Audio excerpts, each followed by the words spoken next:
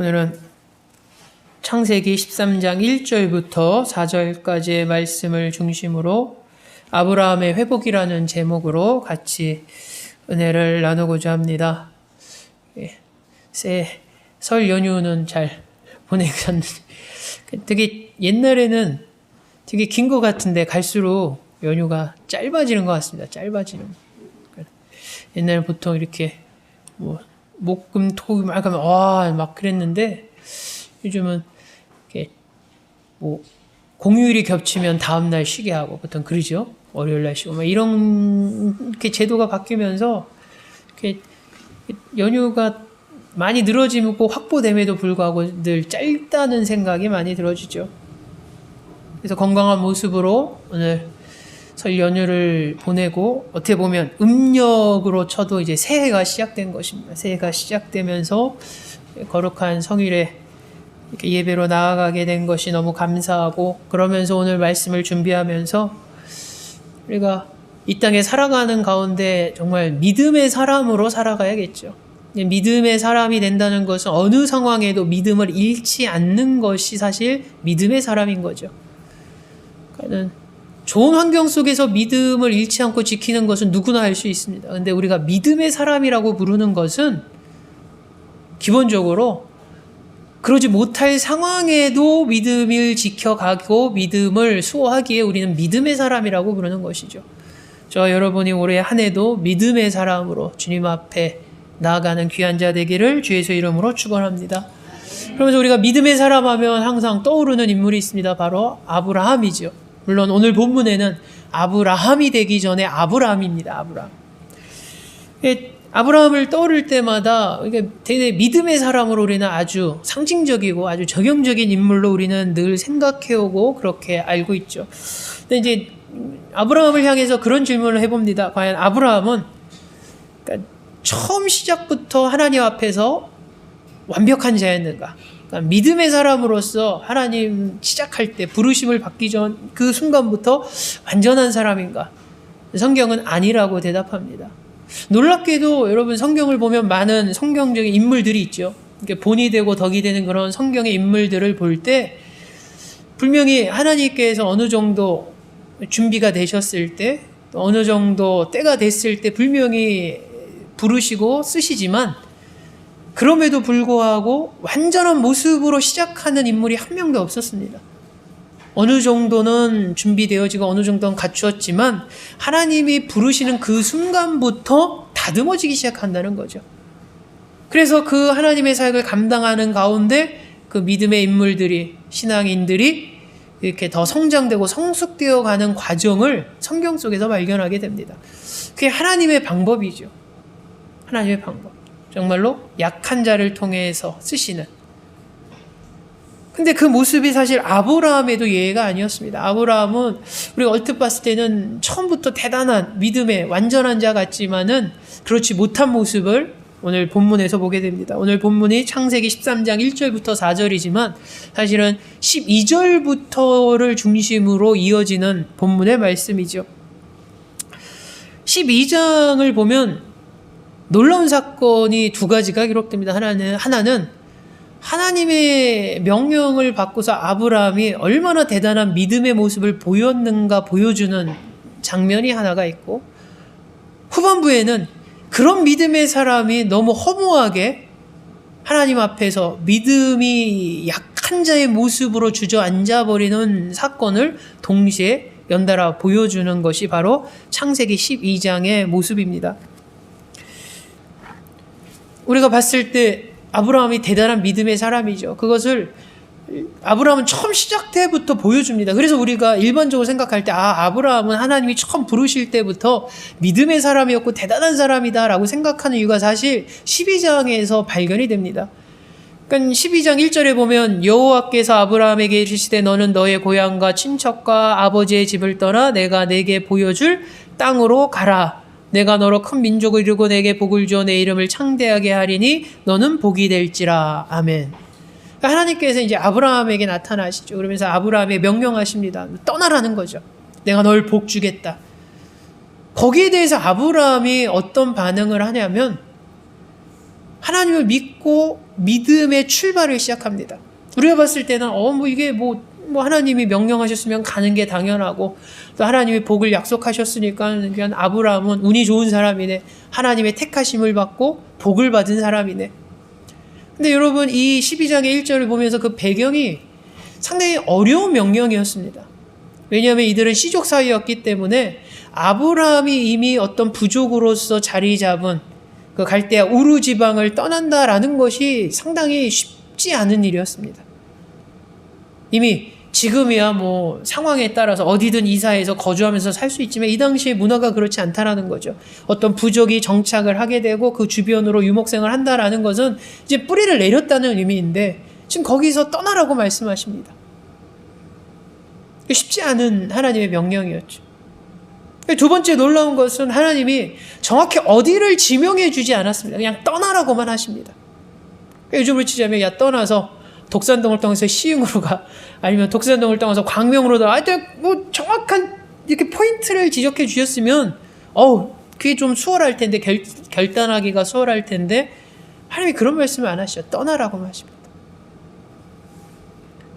그랬을 때 아브라함의 입장에서는 자기가 뿌리를 내렸던, 아버지 때부터 이제 자리를 잡은 장소, 자기 부족이 자리를 잡았던 걸 떠나서 또 떠나가는데, 정확한 어떤 목적지가 정해지지 않은 곳에 광야를 향해서 나아간다는 것이 사실 목숨을 거는 일이거든요. 근데 놀랍게도 아브라함은 행한다는 겁니다. 그것을 봤을 때 우리는 놀라운 아브라함의 믿음의 첫 걸음을 발견하는 거죠. 그래서 우리는 아브라함을 떠올 때 정말 믿음의 사람이다. 어떻게 그런 것을 다 기득권이 모든 거 다 내던지고 하나님이 가라고 하니까 가고, 그것이 어떤 장소인지도 모르고 광야하고 목숨을 내걸 수 있는 상황인데도 그 광야를 나갈 수 있는 아브라함이 혼자 나간 게 아니라 어떻게 합니까? 자기 부족을 이끌고 나가는 거 아닙니까? 조카도 데리고. 혼자서 결정해서 혼자 희생이면 좀 가볍게 할 수 있습니다. 근데 이제 가족이 딸리면 얘기가 달라지죠. 오늘날도 그렇지 않습니까? 직장 하나만 옮겨도 내가 가족이 없고 나 혼자 싱글이고 그러면 직장 옮기는 거 크게 부담 안 됩니다. 과감한 도전도 해보고 창업도 하고 막 다 해보죠. 근데 그게 잘 안 되는 이유가 뭐냐면 내가 가족이 딸렸을 때, 처자식이 생겼을 때. 이게 쉽지 않습니다, 여러분. 되게 보수적으로 변하고 잘 움직여지기가 어렵죠. 근데 아브라함이 딸린 그 부족들의 식솔이 있는데 데리고 나간 거 아닙니까? 얼마나 큰 믿음입니까? 근데 여러분, 10절에 보면서 이 믿음의 사람 아브라함이 이제 그 믿음의 모습에서 실망스러운 모습으로 바뀌는 장면이 전환이 됩니다. 10절에 보면 이렇게 시작됩니다. 그 땅에 기근이 들었으므로 아브라함이 애굽에 거류하려고 그리로 내려갔으니 이는 그 땅에 기근이 심하였음이라. 그가 애굽에 가까이 이르렀을 때 그의 아내 사라에게 말하되 내가 알기에 그대는 아리따운 여인이라. 애굽 사람이 그대를 볼 때 이르기를 이는 그의 아내라 하여 나는 죽이고 그대는 살리리니 원하건대 그대는 나의 누이라 하라. 그러면 내가 그대로 말미암아 안전하고 내 목숨이 그대로 말미암아 보존되리라 하니라. 지금 10절부터 새로운 사건으로 전환이 됩니다. 새로운 사건이 무엇이냐? 지금 하나님의 명령으로 나아갔는데 가나안 땅이죠, 사실은. 나중에 가나안 땅으로 이제 그 모습인데 거기에 기근이 시작됩니다. 지금 굶주리는 상황이 되죠. 그러니까 굶주림이 심하다 보니까 아브라함이 지금 어떤 선택의 기로에 놓인 것입니다. 이 굶주림을 해결할 수 있는 게 무엇인가? 그래서 어떻게 했냐면 굶주림을 해결할 수 있는 방법, 바로 애굽으로 가자는 거죠. 우리가 잘 아는 것처럼 세계사의 흐름에 그렇지만 4대 문명의 발생지고 아주 오랜 역사적인 그런 문화를 가지고 강대국으로 존재하는 이집트, 애굽이 이때도 여전히 강대국이었습니다. 그러다 보니까는 주변이 여러 나라, 부족과 이런 나라들은 좀 이렇게 환경에 치우쳐서 힘들어도 나일강의 놀라운 혜택을 입었던 애굽은 늘 풍요로웠던 것을 우리는 기록에서 발견하게 됩니다. 그러니까 유일하게 해결책이 나일강에 있는 애굽이죠, 이집트. 근데 이집트를 가게 되는 모습, 어떻게 보면 그것이 당연하고 합리적이고 이 아브라함의 선택이 틀렸다라고 보지 않습니다. 근데 문제는 이런 모습을 성경에서는 옳지 않은 모습이라고 평가를 한다는 거죠. 우리 생각에는 그렇게 굶주리고 있으면 부족의 족장으로서 책임을 져야 되고 살리기 위해서 애굽으로 가는 게 가장 해답이고 답인데 그렇게 행한 아브라함을 성경은 잘못됐다라고 이야기를 하죠. 무엇이 잘못됐는가? 이 모습을 보면서 우리의 삶이 그렇습니다. 우리가 그리스도인의 삶을 살아가면서 때로는 우리가 그리스도인으로서 어떤 선택의 문제가 있을 때 어떤 선택을 하고 결정하고 그 길을 가는 가운데 어떻게 보면 그것이 되게 합리적이고 타당하고 이게 가장 제일 좋은 선택이었을 거라고 여겨지는 부분들이 있습니다. 분명히. 우리 생각에는. 근데 때로는 그 선택이, 그 결정이 하나님 보시기에도 과연 그러한가? 오늘 성경에 나와 있는 아브라함의 선택과 아브라함의 결정을 하나님 보시기에 그렇지 않았다고 이야기합니다. 그럼 과연 무엇이 문제라는 것인가? 첫 번째 성경에서 이 아브라함의 가장 큰 문제로서 첫 단추가 잘못 껴진 것은 바로 이 중대한 문제 앞에서 먼저 하나님을 찾지 않았다는 것입니다. 그러니까 아브라함이 이전의 모습, 그러니까 원래 신앙이 없었던 모습, 믿음이 약했던 아브라함이라면 이 모습이 너무나 당연하고 별 이상하지 않는데 우리는 그 앞전에 12장 1절에서 하나님이 떠나가셨을 때 순종하는 아브라함의 믿음을 봤습니다. 아무것도 없는 광야 속에서 하나님이 가라라는 그 하나만 의지해서 믿고 광야로 나아갔던 아브라함의 믿음을 봤습니다. 이런 사람이 지금 어떤 어려움에 놓였습니까? 기근, 굶주림이라는 어려움에 놓였을 때 하나님을 찾지 않았습니다. 그러니까 하나님을 신뢰하고 의지하는 모습을 오늘 성경 속에서 발견하지 않습니다. 발견하지 못하죠. 하나님을 찾지 않고 하나님께 의지하고 신뢰하고 묻지 않고 본인이 그 답을 찾으려고 하고 답을 찾아서 결정하는 모습을 보게 됩니다. 저는 말씀 묵상하면서 왜 믿음의 사람이 왜 이런 모습을 보였을까? 왜 첫 단추를 잘못 꼈을까? 그 믿음의 사람이. 그러니까 많은 신학자도 그렇게 추측을 하는데 아브라함이 믿음의 모습으로 12장 초반에 큰 모습을 보이죠. 본이 되는 모습을 보이죠. 그걸 하나님의 축복의 약속에 있었습니다. 근데 문제는 그 약속이 빨리 진행되지 않았다는 거죠. 하나님의 아브라함을 향한 하나님의 가장 축복의 약속은 뭡니까? 민족을 이루는 것이었거든요. 민족을. 그러니까 쉽게 말해서 내가 자녀들이 다복하게 많이 태어나고 그 민족을 이루는 것인데 그 모습이 더뎌지죠. 우리가 잘 알지 않습니까? 아브라함이 100세에 이삭을 낳지 않습니까?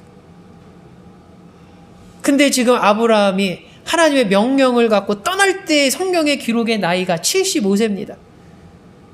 그러니까 적지 않은 나이에 쉽게 이동하기 쉽지 않은 족장의 나이에 하나님만 믿고 떠났던 아브라함, 그리고 광야로 나갔던 아브라함, 대단한 믿음이죠.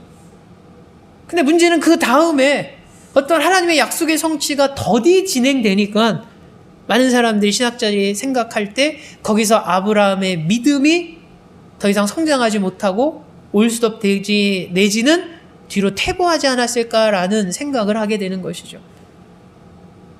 그래서 그 대단했던 믿음이 한순간에 하나님의 약속이 성취됨이 더뎌지고 늦어지니까 어떻습니까? 믿음이 막 짜그러지는 것이죠.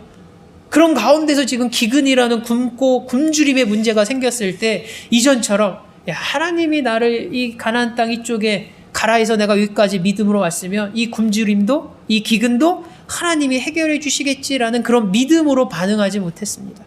혹은 하나님 내가 이거 어떻게 해야 됩니까? 하나님한테 답을 어떻게 해야 될지 하나님 앞에 답을 구하는 모습이 나타나지 않았습니다.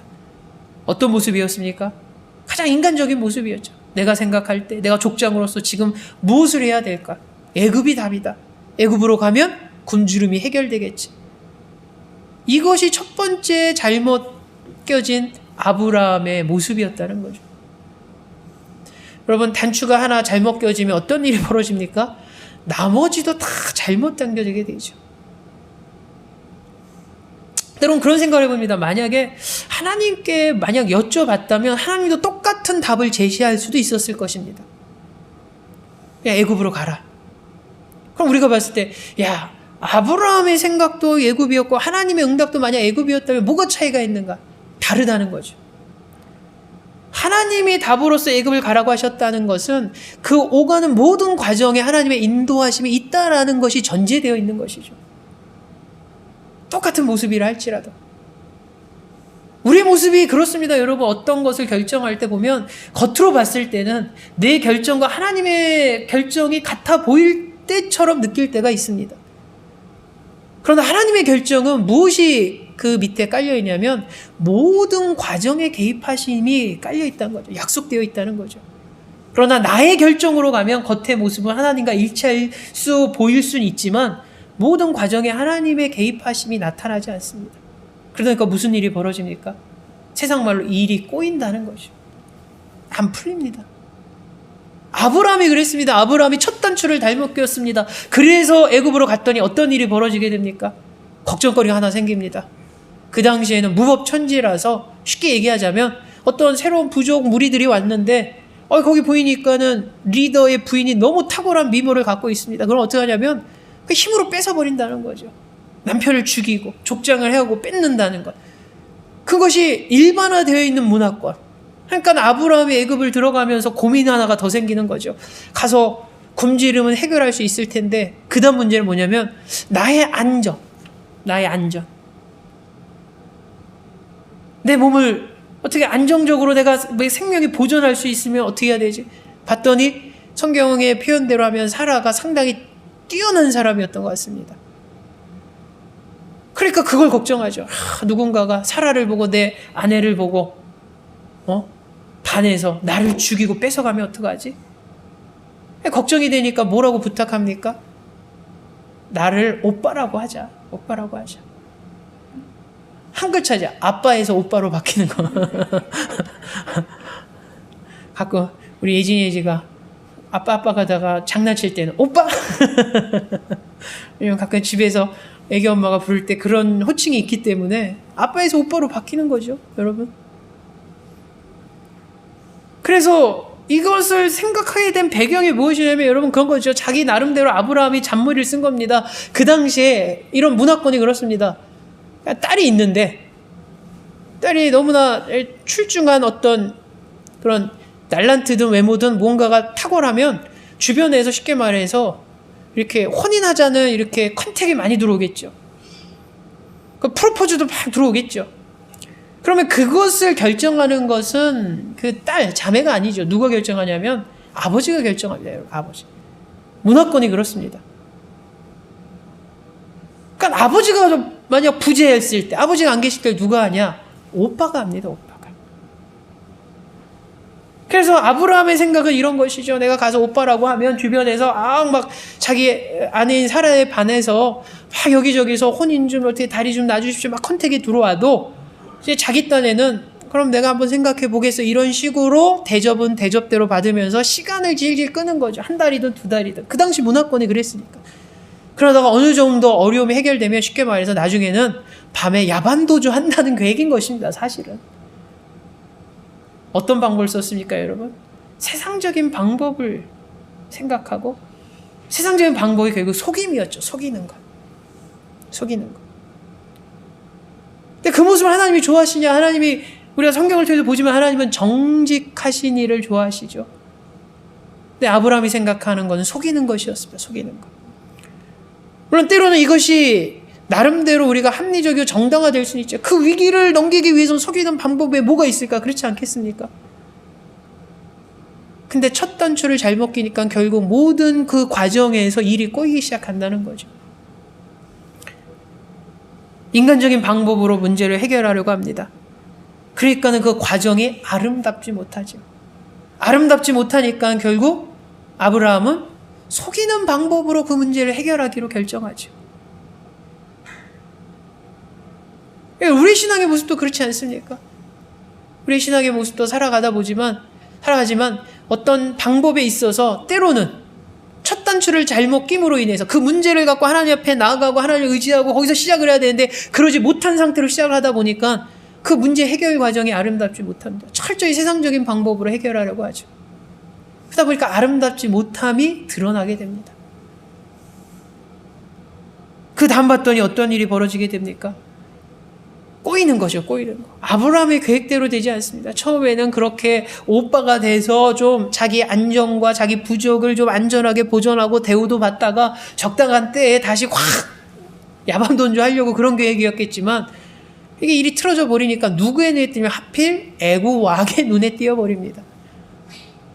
그러니까 외부에서 왔으니까 사람들이 주목을 받게 되죠. 그래서 여기 성경에 봤더니 애굽의 고관들이 이 아브라함의 아내, 그러니까 동생으로 알고 있겠죠. 막 칭찬합니다. 그 칭찬이 누구 귀에까지 갔냐면 바로 왕이죠. 쉽게 말하면 애굽의 왕. 애굽의 왕에게 귀에 들어갑니다. 영어 성경에 보면 파라오라고 나와 있습니다. 파라오. 애굽의 왕을 파라오라고 부르죠. 애굽의 왕에게까지 귀에 들립니다. 그래서 이 당시의 문화가 일부 닫혀지니까 어떻습니까? 첩으로 컨택이 된 것입니다, 여러분. 그래서 궁건으로 초대를 받게 되고. 그러니까 이제 완전히 일이 꼬여버린 거죠. 아브라함의 입장에서는 속여서 상황 봐서 도망칠 생각이었는데 하필 눈에 띈 게 바로 파라오, 애굽의 왕의 눈에 띄게. 그래서 왕의 눈이 마음에 들어서 첩으로 삼겠다는 것입니다. 궁궐로 부르게 되는 거죠. 그랬을 때 아브라함이 할 수 있는 것이 무엇이었겠습니까?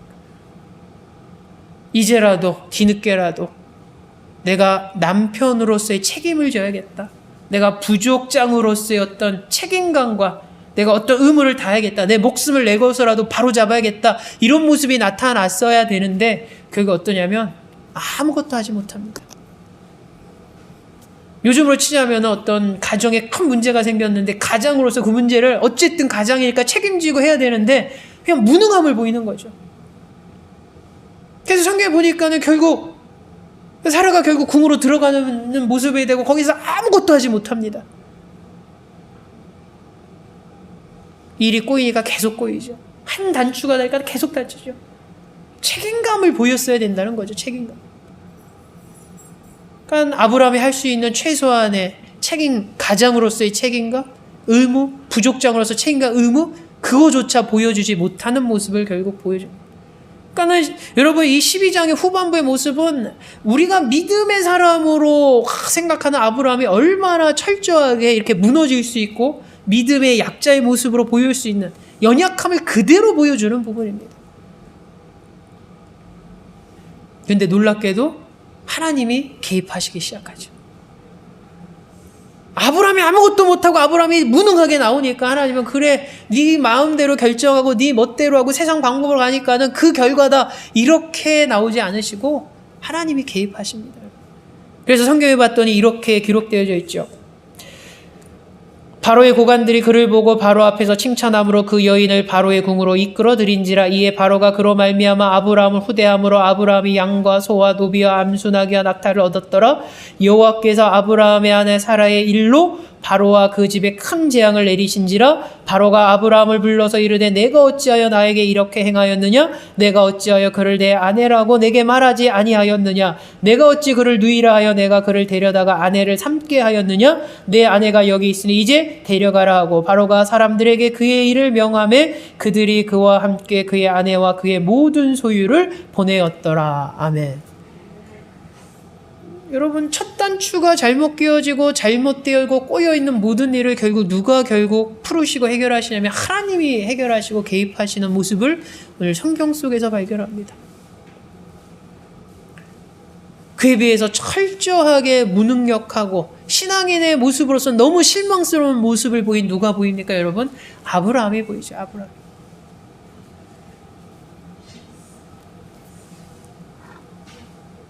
하나님의 은혜로 결국 되돌아오게 됩니다. 근데 여러분 이 아브라함의 이 사건을 보면서 우리는 우리의 모습이 그대로 드러난다는 거죠. 우리가 때로는 믿음의 사람이라고 독실한 크리스찬이라고 신앙과 믿음의 막 그리스도인이라고 막 이렇게 고백은 하지만 때로는 아브라함의 모습처럼 어떤 중요한 일을 결정할 때 내가 하나님을 먼저 찾는가, 내가 하나님을 신뢰하고 의지하고 하나님 앞에 묻는 자인가, 그러지 못한 모습이 우리 가운데 너무 많지 않습니까? 그렇게 물어야 할 상황이 우리 주변에 계속 나타남에도 불구하고 우리는 먼저 하나님을 찾지 않는 그리스도인인 경우가 있다는 것이죠. 그렇게 됐을 때 어떤 일이 벌어집니까? 아브라함이 오늘 그것을 그대로 보여주지 않습니까? 첫 단추가 잘못 껴져 버리게 되는 것입니다. 내가 하나님을 찾지 않고 하나님한테 묻지 않고 하나님에 의지하지 않고 하나님의 뜻에 반하여 어떤 결정을 했을 때 나름대로 잘 굴러가겠지 않습니다. 첫 단추가 잘못 꼈기 때문에 나머지가 다 꼬인다는 거죠. 계속 가면서 문제가 해결되는 것이 아니라 더 꼬이게 되는 모습을 우리는 실제로 우리의 삶 가운데서 경험하지 않습니까? 내가 하나님한테 뜻을 구하지 않고 내 선택과 내 의지로 결정했을 때 그럼 과연 그게 답인가? 오늘 성경은 그게 답이 아니라고 말합니다. 때론 그게 가장 합리적인 것 같지만 가장 세상적인 방법이기 때문에 답이 될 수 없다는 거죠. 답이 될 수 없습니다, 여러분. 그러면서 동시에 우리는 어떤 일이 벌어집니까? 그 가운데서 우리의 책임을 다하지 못하게 된다는 거죠. 가장으로서 부족장으로서 아브라함의 책임과 의무를 다 하지도 못하는 그 무기력함을 우리는 발견하죠. 그 모습이 결국 우리 뜻대로 선택했을 때 마지막 우리의 모습이라는 거죠. 내가 이 문제는 하나님 앞에 묻지 않아도 내가 잘할 수 있어. 이거는 하나님 앞에 신뢰하고 의지하지 않아도 내가 세상적인 방법으로 다 답이 있어 라고 했는데 과연 그게 답입니까? 아니라는 거죠. 마지막에는 결국 나의 무능함만, 나의 연약함만 발견한다는 것입니다. 근데 여기서 말씀이 끝났으면 우리는 참 그럴 텐데 오늘 성경에서 하나님의 일하심이 나타나죠. 우리는 그렇게 행했지만 하나님은 어떻습니까? 하나님의 방법으로 우리를 바로잡아 주신다는 거죠. 오늘 여러분 성경에 보십시오. 애굽으로 들어간 것은 아브라함의 선택이었고 아브라함의 의지였고 아브라함의 뜻이었지만 그들이 다시 돌아오게 된 것은 하나님의 은혜였음을 오늘 성경은 증거하고 있는 것입니다. 하나님의 은혜로 돌아왔다는 거죠. 아브라함의 의지와 뜻으로 애굽에 갔다가 아브라함의 뜻과 의지와 선택으로 다시 되돌아왔다면 그건 전적이 아브라함의 몫이죠. 근데 그들이 돌아오게 된 것은 하나님의 은혜였다는 거죠. 그들이 돌아왔을 때 모습이 어떻습니까? 놀랍게도 하나님의 은혜가 그들에게 임했음을 보게 됩니다. 20절에 보면 바로가 사람들에게 그의 일을 명하며 그들이 그와 함께 그의 아내와 그의 모든 소유를 보내었더라. 아브라함이 애굽에서 그와 그의 아내와 모든 소유와 롯과 함께 네겝으로 올라가니 아브라함에게 가축과 은과 금이 풍부하였더라. 아멘. 여러분, 참 하나님의 은혜의 하나님임을 우리가 발견하게 되는 게 아브라함이 애굽 땅에 갔을 때 굶주림으로 갔기 때문에 많은 것을 가져갈 수 있겠습니까? 정말 사람만 이끌고 들어갔겠죠. 그리고 그 안에서 아브라함의 모습은 벌 받을 일만 하지 않았습니까? 벌 받을 일만. 속였지요. 세상 말로 사기쳤죠. 왕을 농락한 거 아닙니까? 냉정히 말해서는. 근데 어떻게 살아남는 것만 해도 대단한 거죠. 살아남아야 그 왕을 농락한 상황 속에서 살아난 것만 해도 하나님의 은혜인데 우리 성경에 뭐라고 말합니까? 아브라함뿐만 아니라 모든 그의 부족들이 그대로 돌아오게 되죠. 근데 그대로 되돌아오는 것이 끝나는 것이 아니라 빈손으로 들어갔던 그들이 풍부해져서 나옵니다. 그래서 13장 2절에 보면 아브라함에게 가축과 은과 금이 풍부하였더라. 하나님이 이렇게 일하시고 하나님의 은혜를 보여주셨다는 거죠. 여러분, 여기서 그 다음에 말씀이 오늘 우리에게 더 중요한 것을 의미합니다. 그럼 아브라함이 이런 하나님의 일하심을 보고 감사하다. 내가 그렇게 멋대로 걸고 내가 하나님을 찾지도 않고 이랬는데 하나님은 결국 나를 잊지 않으셨어. 나를 저버리지 않으셨어. 나에게 이렇게 하나님은 은혜를 베푸셨어. 감사하다. 그냥 감사하고 기뻐함으로 끝난 것이 아님을 오늘 성경은 보게 됩니다. 무엇이 필요합니까, 여러분? 회복이 돼야죠, 회복이. 아브라함이 하나님의 은혜를 입었지만 지금 그것은 정말 하나님의 은혜의 선물일 뿐이었습니다. 아브라함의 상태가 중요하다는 거죠. 하나님의 은혜가 오늘 본문에 나타난 하나님의 은혜는 아브라함의 믿음의 신앙과 상태로 봤을 때는 주어질 수 없는 은혜였고 선물이었습니다. 그렇지 않습니까? 하나님의 은혜는 정말로 그냥 하나님의 선물이었습니다. 아브라함과 상관없이. 근데 중요한 것은 그런 하나님의 은혜를 놀라워하고 하나님의 은혜가 대단함을 우리가 발견하면서 동시에 그럼 그 망가진 아브라함은 어떻게 돼야 되는가에 대한 질문으로 나아가는 것이죠. 아브라함이 거기서 그렇게 잘못했지만 그렇게 철저히 회개하고 하나님 앞에 회개하고 하니까 하나님이 회복시켜, 이런 모습이 오늘 성경에 보이지 않습니다. 그냥 자기가 잘못한 것 때문에 첫 단추가 잘못 끼워져서 다 꼬이고 엉망이 된 상태로, 이렇게 쉽게 말해서 뭔가 마음이 만신창이, 근심 걱정으로 만신창이가 돼 있던 그들에게 하나님은 그냥 은혜를 베푸신 거죠. 살려서 데려오고, 그리고 놀랍게 풍부하게 해서 데려오신 것이죠. 그럼 아브라함은 어떻게 되는가? 오늘 성경에 봤더니 3절과 4절에 이렇게 기록되어져 있습니다. 그가 네게부에서부터 길을 떠나 베델에 이르며 베델과 아이 사이 곧 전에 장막 쳤던 곳에 이르니. 아멘. 그러니까는 아브라함이 지금 돌아오긴 돌아왔는데 아직 자리를 잡지 못했습니다. 물론 살아서 돌아온 것이 감사하고 빈손으로 오지 않고 가득 풍부함으로 온 것이 감사하긴 하지만 그것은 보여지는 것이고 그게 영적으로 지금 채워졌냐는 것이죠. 영적으로 회복되어졌냐는 것이죠. 아니라는 것입니다. 그런 상태로 그가 도착한 곳이 어디였냐면 베델과 아이 사이였다.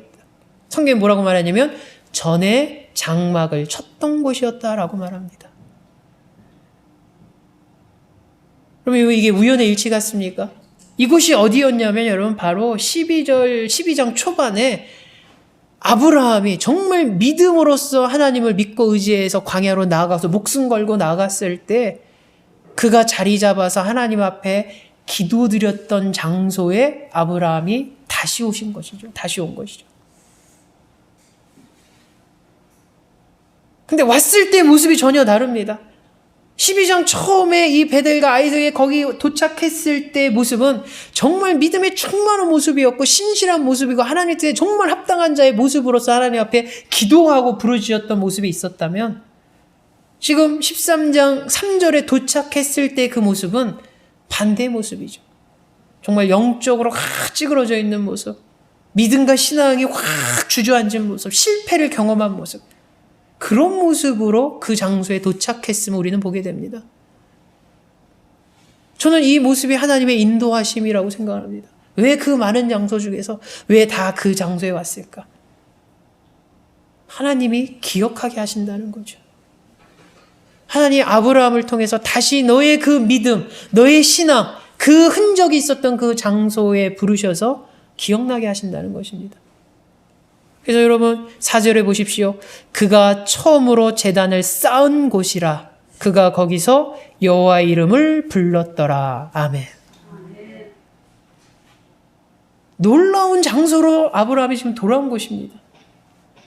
물론 성경에 그것이 아브라함의 일부러 의도해서 그것을 찾아왔는지 그것은 분명히 나와 있지 않지만 저는 하나님의 인도하심이라고 생각을 합니다. 그 자리에 왔을 때 아브라함의 마음의 변화가 어떤 변화가 있었을까 상상해 봅니다. 아, 이 자리 기억나. 내가 하나님 앞에 여기서 자리 잡고 하나님 앞에 단을 쌓던 곳. 내가 하나님 앞에 부르짖었던 곳. 이곳이 생각났다는 것이죠. 여러분 12장 8절에 7절이 이렇게 나옵니다. 여호와께서 아브라함에게 나타나 이르시되 내가 이 땅을 내 자손에게 주리라 하신지라 자기에게 나타나신 여호와께 그가 그곳에서 제단을 쌓고 거기서 베델 동쪽 산으로 옮겨 장막을 치니 서쪽은 베델이요 동쪽은 아이라 그가 그곳에서 여호와께 제단을 쌓고 여호와의 이름을 불렀더니. 아멘. 바로 그 장소에 다시 한번 아브라함이 등장하게 된 거죠. 그래서 13장 4절에 3절 후반부에 베델과 아이 사이 곧 전에 장막 쳤던 곳에 이르니 그가 처음으로 제단을 쌓은 곳이라 그가 거기서 여호와의 이름을 불렀더라. 아멘. 바로 처음에 은혜의 장소에 와서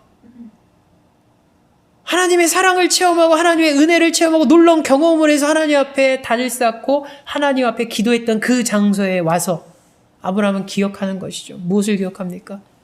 처음 사랑을 기억한 것입니다, 여러분. 처음 은혜를 기억한 것입니다. 처음 하나님의 긍휼하심, 그것을 다시 기억한 것이죠.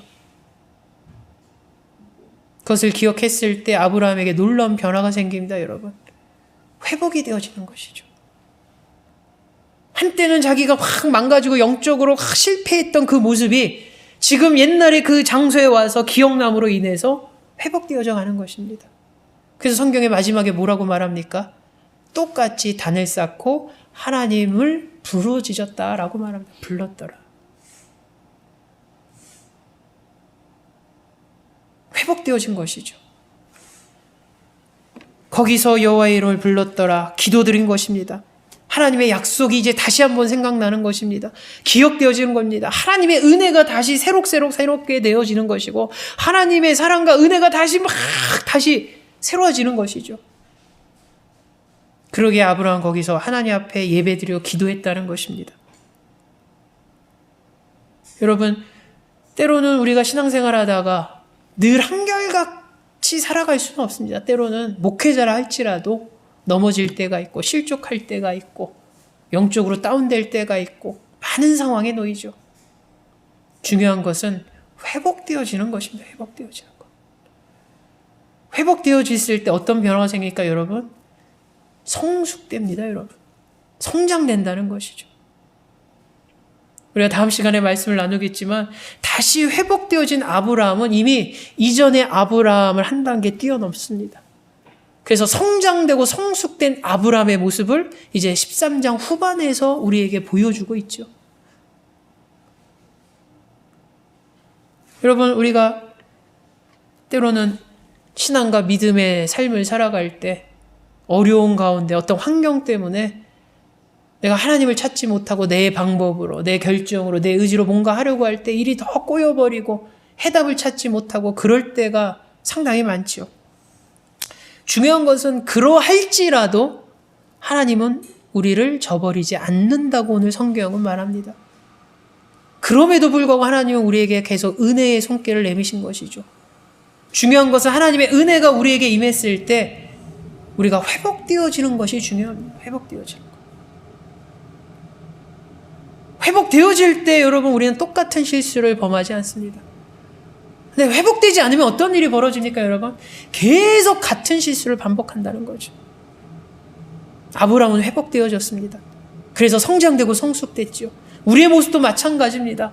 믿음의 사람 아브라함도 이렇게 영적으로 실패한 모습이 있는데 하물며 우리라고 믿음 생활, 신앙생활 하는데 실패하지 않겠습니까? 때로 넘어질 때가 있고 약할 때도 있고 흔들릴 때가 있고 확 주저앉을 때가 있겠죠. 중요한 것은 그런 우리를 향한 하나님의 사랑과 은혜는 변하지 않는다는 거죠. 그래서 하나님의 은혜로 말미암아 내가 정말 위기의 순간에서 살아나올 수 있습니다. 해결될 수 있습니다. 은혜가 주어졌기 때문에. 중요한 것은 우리가 영적으로 회복되어져야 된다는 것. 영적으로 회복되어져야만이 똑같은 상황에 놓였을 때 똑같은 실수를 반복하지 않습니다. 영적으로 회복되어질 때 우리는 이전보다 더 한 단계 성장되고 성숙된 신앙인이 될 수 있다는 것이죠. 여러분, 우리는 은혜의 때를 기억해야 됩니다. 하나님의 사랑의 때를 기억해야 됩니다. 아브라함이 이전에 그 은혜의 장소에 왔을 때 하나님의 사랑의 장소에 와서 하나님의 약속을 기억하고 그 때를 기억했던 그 모습처럼 저와 여러분이 하나님의 은혜의 때를 기억하기 원합니다. 내가 처음 예수 믿기 시작했던 내가 주일학교니까 모티제 그것이 아니라 내가 인격적으로 예수 그리스도를 고백하고 하나님의 은혜를 고백했던 그때를 기억하기 원합니다. 정말 순수했던 신앙의 그때를 기억할 때 우리가 회복되어져 간다는 거죠. 이제 코로나19를 우리가 1년 넘게 경험하면서 이제 올해는 많은 일들이 이제 일상으로 돌아가려고 한다라는 많은 예측을 내놓습니다. 물론 그게 빨리 되지는 않겠죠. 가을부터 시작해서 연말쯤 되면은 이제 어느 정도 일상으로 거의 다 회복되지 않겠느냐라고 말은 하지만 그러니까 겉모습은 회복되어질 수 있겠지만 중요한 것은 우리의 내면적인 것도 과연 회복이 되어져 가는가. 또 신앙인으로서 우리가 1년 동안 믿음과 신앙생활 하는데 불편함이 많았고 어려움도 분명히 있었습니다. 그러니까 옛날로 이제 자유롭게 이제 다 모이고 대면 예배가 될지라도 중요한 것은 우리의 내면에 어떤 신앙과 믿음의 회복이 있느냐가 사실 중요한 거죠. 나도 모르게 너무 게으름에 익숙해져 버리거나 그럴 수도 있었다는 거죠. 너무 편하게 물론 환경이 그렇게 만들었기 때문이긴 하지만 또 너무 편한 거에 익숙해져 버리는 우리의 모습이 또한 발견될 수도 있겠죠. 중요한 것은 우리의 믿음과 신앙이 회복되어져 가는 것. 회복되기 위해서 오늘 아브라함이 보였던 모습은 은혜의 장소, 은혜의 때를 기억했다는 것입니다. 저와 여러분이 하나님의 은혜의 때를 기억하고 그 하나님의 사랑의 때를 기억하고 처음 사랑을 기억할 때 우리는 그 모습으로 회복되어가는 놀라운 역사가 저와 여러분 가운데 이 공동체 가운데 나타나기를 주 예수 이름으로 축원합니다. 기도합니다. 사랑해 주님 감사합니다. 믿음의 사람이었던 아브라함이 때로는 믿음의 실패한 모습을 보임을 오늘 성경을 통해서 발견하게 됩니다. 그렇게 대단한 믿음을 가졌던 사람이지만 어떤 환경 속에서 첫 단추를 잘못 껴버림으로 인해서 그 모든 과정이 아름답지 못하고 결과적으로 정말 하나님 앞에 무기력하고 무능한 그런 모습을 보이게 되죠. 놀라운 것은 그를 향한 하나님의 사랑과 은혜는 변하지 않았다는 것이고, 그리고 더 중요한 것은 처음 사랑과 은혜의 때로 회복되어져 가는 것임을 오늘 성경은 이야기합니다. 우리가 신앙생활하면서 때로는 많은 문제들 때문에 내가 신앙과 믿음에 있어서 주저앉거나 퇴보되거나 실족하는 모습일 수는 있죠. 그러나 중요한 것은 회복의 신앙으로 돌아가는 것임을 성경은 말합니다. 처음 사랑의 때를 기억하게 하시고 은혜의 때를 기억하게 하시고, 그래서 그 모습으로 돌아가는 놀라운 역사가 우리 삶 가운데 신앙인 가운데 나타나게 하여 주시옵소서. 그래서 정말로 하나님이 기뻐하시는 모습으로 회복되어지고 그리고 더 성장되고 성숙된 모습으로 나아가는 놀라운 역사가 우리 가운데 임하게 하여 주시옵소서. 예수님의 이름으로 기도하옵나이다. 아멘.